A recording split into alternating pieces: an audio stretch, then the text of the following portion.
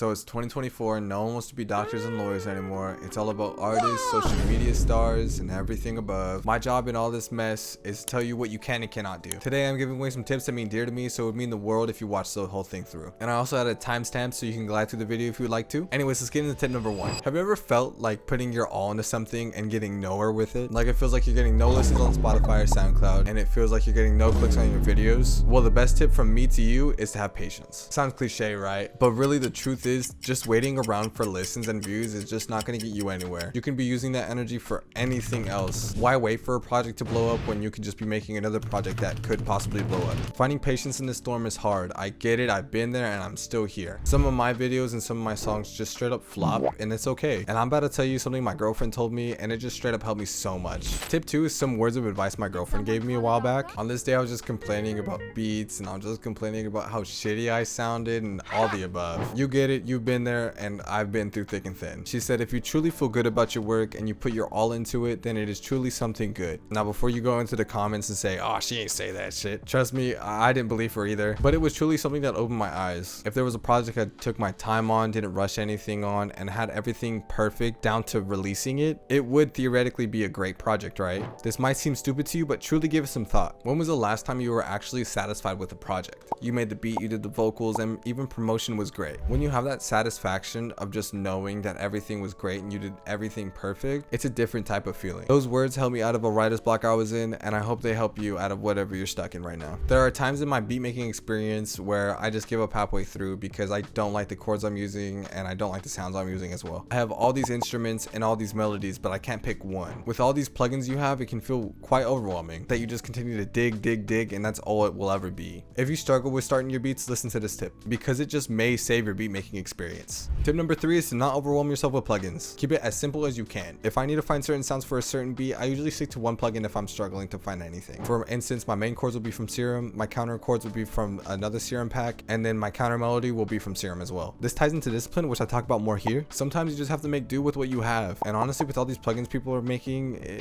you don't really need them all. You don't need to be up to date with all the plugins to have a good beat. Just stick to one plugin if you're struggling with sound. And later on, if you feel like you mastered that plugin, go ahead and switch it up. Go ahead and start incorporating more plugins to your beats. For tip 4, I mentioned this a little tiny bit before. For tip 4 is keeping it simple. Keeping it simple is actually a little hard while making beats because you're always looking forward to adding something on rather than taking it away. But here's how I keep my beats simple. First, I usually start with my melody. I usually pull it from a pack I have, or I just make it on the fly. After I get my melody going, I usually add 4 instruments. Those being your hi-hats, those being your 808s, kicks, and claps. And honestly, this is the hardest part because this is where mainly the people stop. After keeping your beat simple, I spice things up. I usually make a hi-hat pattern. I usually open an open hi-hat, and I usually EQ the 808s and kicks if needed. See how we kept it simple in the beginning and then spice it up later? Overcomplicating things in the earlier stages of making beats is just going to turn you off and you're going to turn your computer off. And I hope you guys are enjoying the video so far. I pour my heart and soul into these videos, so it'd mean a lot if you left a like and subscribe if you're new. Anyways, let's hop right back into it. Have you ever heard of a beat and you said that you could do that too? But the thing is, you kind of don't know where to start. Well, first we can look at the questions you may have. Let's say for instance, what instruments were used in Flaws and Sis by Juice WRLD. Usually if it's a fairly popular song, the producers already made a video about it, answering the questions you may have, or people have already answered that question and people have already found out the instruments that were used. If you can't find these answers online or anybody asking the questions, go ahead and just listen to the song carefully. See what instruments they use. And as for effects, they're very hard to recognize and hear if you're new to producing, so don't worry too much about that. But you're probably wondering where am I going with this? Well, what I'm saying is take inspiration from other artists. Once you take inspiration from other artists, songs, and producers, you can begin to make it your own. You could take inspo from him, and her, and make it your own style. Take inspiration from those around you, but don't just straight up steal. That's not cool. Tip number 6 is to expand your music taste. Before I tell you why this is a good thing, let me tell you about my past experience. When I was starting out producing and making music, all I was listening to was Dro, Kenji, DC Da Don, and Juice WRLD. Those are still my top 3 artists, but honestly I found it hard to break the cycle. I would listen to them constantly, and I still do, and I just had playlists flooded with them. So much so I stopped listening to playlists and I just started listening to their profiles. So how did I break the cycle? Well, I made a playlist, and I also got music that my girlfriend likes, that my friends like, so my parents like, and I combined them all into this one playlist. Now, why does expanding your music taste help with music production? Well, it only helps you in a sense if you're only making one type of music. Expanding can make you curious and look into other genres. Take inspiration from other songs and other artists. It's just great. Like if I was in the rap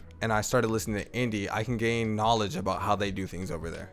Does that make sense? Tip number 7 is looking at the trends. Trends are something many people do not know how to hop on nowadays, but this is exactly how the top 1% of artists stay trendy. Trends, whether it be a meme or a platform that people use. Now I want you to use these trends to your advantage, because this is what's going to propel you into your spotlight. Let's talk about Dave Blunts for a second. Do you know how he got the spotlight a bit ago? Because he's using TikTok and Instagram to promote his music. But what is the trend he's using? Well, there's a trend going on recently in the rap community, and it's really just not taking rap so seriously. It's basically just like meme YouTube songs all over again. Every once in a while there'll be a rapper that comes along and raps about something a little stupid, like that Asian bussy guy that was all over your For You page about a month ago. These trends are just gateways to propel your music into the ears of fans, so please make sure you use it to your advantage. Other than that, I hope you guys enjoyed. Make sure to subscribe if you did, and like the video so I get noticed by other artists like you. As always, stomp on the devil, and peace, guys.